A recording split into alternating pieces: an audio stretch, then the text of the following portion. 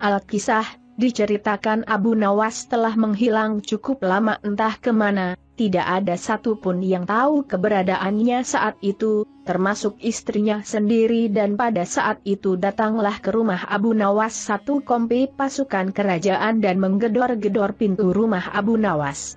Istri Abu Nawas dengan tergopoh-gopoh membuka pintu lalu komandan pasukan membentak keras. "Mana Abu Nawas? Kami diperintahkan Baginda Raja untuk menangkap hidup-hidup Abu Nawas."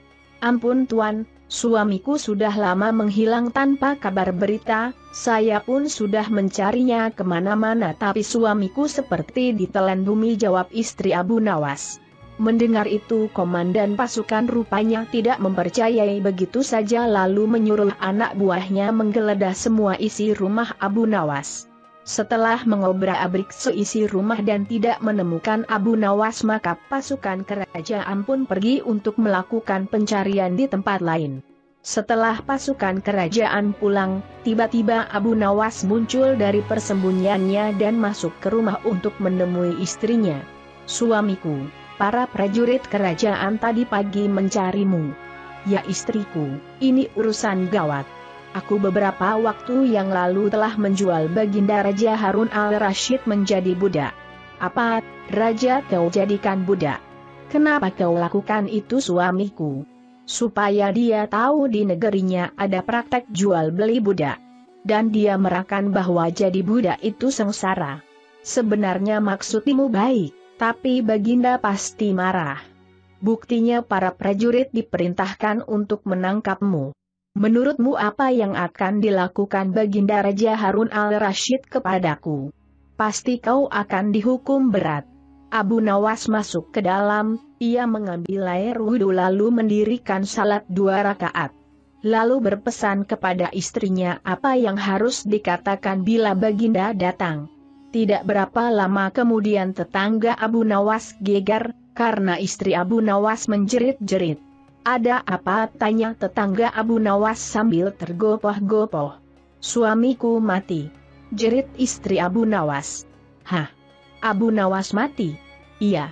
Kini kabar kematian Abu Nawas tersebar ke seluruh pelosok negeri."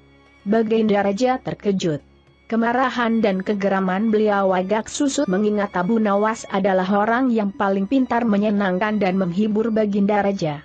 Baginda Raja beserta beberapa pengawal beserta seorang tabib istana, segera menuju rumah Abu Nawas. Tabib segera memeriksa Abu Nawas. Sesaat kemudian ia memberi laporan kepada Baginda bahwa Abu Nawas memang telah mati beberapa jam yang lalu. Setelah melihat sendiri tubuh Abu Nawas terbujur kaku tak berdaya, Baginda Raja merasa terharu dan meneteskan air mata. Beliau bertanya kepada istri Abu Nawas, "Adakah pesan terakhir Abu Nawas untukku?"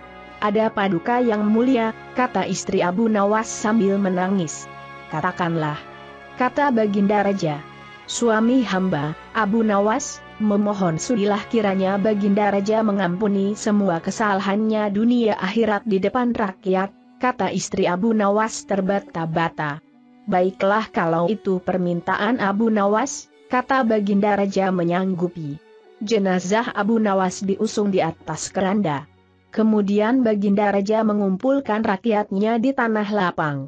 Beliau berkata, "Wahai rakyatku, dengarkanlah bahwa hari ini aku, Sultan Harun al-Rashid telah memaafkan segala kesalahan Abu Nawas yang telah diperbuat terhadap diriku dari dunia hingga akhirat. Dan kalianlah sebagai saksinya." Tiba-tiba dari dalam keranda yang terbungkus kain hijau terdengar suara keras, "Terima kasih Baginda." Seketika pengusung jenazah ketakutan, apalagi melihat Abu Nawas bangkit berdiri seperti mayat hidup. Seketika rakyat yang berkumpul lari tunggang langgang, bertubrukan dan banyak yang jatuh terkilir. Abu Nawas sendiri segera berjalan ke hadapan Baginda. Pakaiannya yang putih-putih bikin Baginda takut juga. Kau sebenarnya mayat hidup atau memang kau hidup lagi?" tanya Baginda dengan gemetar. "Hamba masih hidup tuanku.